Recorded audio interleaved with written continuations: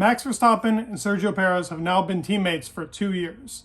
And he probably is the most competitive teammate to come up against Max Verstappen in the past 3 years, considering we've had the likes of Pierre Gasly, Alex Albon, and now Sergio Perez. And I think in 2023, Perez is going to get destroyed by Max, even worse in 2022.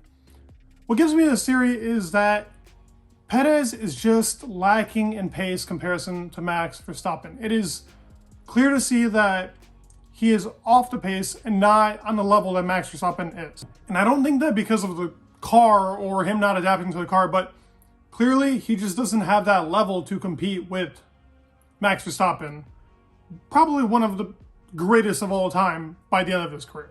Perez is a great driver, and by no means do I dislike him, and I'm not making this video to talk about disliking him or his lack of ability, because neither are true. I don't dislike him, and I don't think he has lack of ability. But he does have a lack of pace in comparison to Max Verstappen. In qualifying this year, it was 18-4. And the only one that was actually formidable that I would say was probably Saudi Arabia. Considering what we know now in Monaco, it questions if there should be a 4 there or really a 3. It really asks the question, does Perez actually have any pace at all to compete with Max? Yeah, sure, maybe he performed better than Alex and Pierre in the past couple of years, but not by much now that we all look at it. In the races, when both finished and there were no DNFs, it was 15-3. One being Monaco, one being Singapore, and I can't even name you the one that was the third one. It must have been... Actually, I don't know. I couldn't tell you. Probably would have been Brazil if it wasn't for the team switching, but whatever. Long story short, what I'm trying to say is, from these statistics, you can just get out that Perez is way behind the pace that he needs to be. Perez is a great driver, but 2023 is coming, and this Red Bull will probably be strong yet again. And I think we're going to see Max Verstappen maybe even do a clean sweep on Perez. Like, qualifying and race pace between the two of them has been about 3.5 tenths, which is a lot. It's a lot for a teammate in comparison. It's not a whole second qualifying gap like it was at some point with Albon, or just showing you the placements that he was getting in that Red Bull in 2019 in comparison to Max Verstappen, or in comparison to Pierre Gasly. I mean, like, it's not to that level, but a statistic I wanted to use was Max Verstappen this year got 15 victories. Perez got 2. Now, Charles Leclerc, in the car that is definitely weaker, that Ferrari is weaker than the Red Bull, got 3 wins. Now, sure, they may have came in the beginning of the year when the Ferrari was stronger, but Leclerc finished ahead of Perez in the Drivers' Championship. That is pretty embarrassing.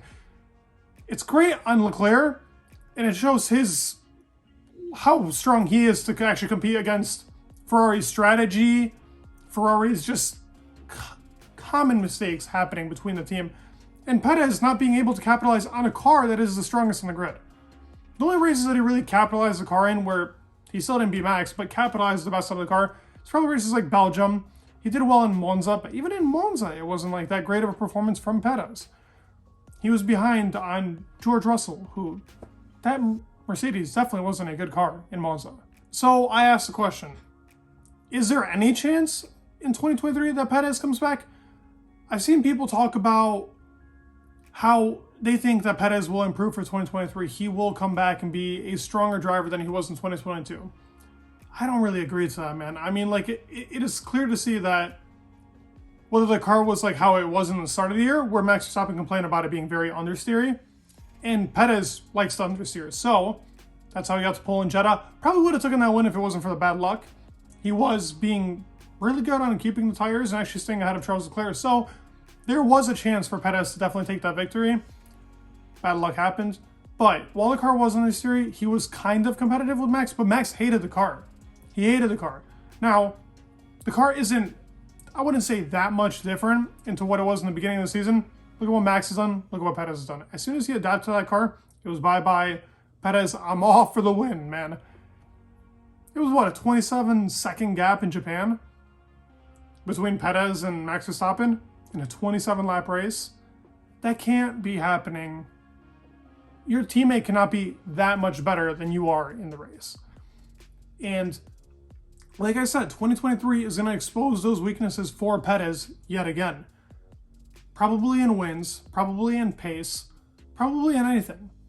But I do want to end off this Perez discussion talking about what a great teammate this guy has been for Max Verstappen. And I ended on a positive note because I really do hope Perez stays and goes somewhere to a team that he might be able to actually lead, because I think he still has it in him to lead a team like he did for Racing Point when it was him and Lance Stroll. Definitely the leader of the team, definitely competed highly. He needs to be in a team like that and to kind of build a car around him. He isn't as good as Max Verstappen. He probably isn't as good as Charles Leclerc or Fernando or maybe even Lando Norris. But he deserves to be in the midfield, and he can definitely improve a team more than it used to be. And what he did for Max in 2021, and actually the amount of times he let him through in 2022 as well, but 2021 specifically, I hope it's remembered that what Perez did for Max in 2021 is more than Bottas ever did in the past 4 years for Lewis Hamilton while in Mercedes. And sure, that car was quick, but they were never that close. Perez gave it his all and really gave it, so you gotta give him props there completely. He was a great teammate, and I guarantee he'll still probably try to be great this year. But he does talk about it recently that he's like, I am not the number 2 driver. But it doesn't matter what you think you are. As much as I like Perez, this is my belief, and I don't know, statistics have really proven it between 2021 and 2022 that Perez doesn't stand a chance against Max Verstappen. You guys tell me your thoughts down below though.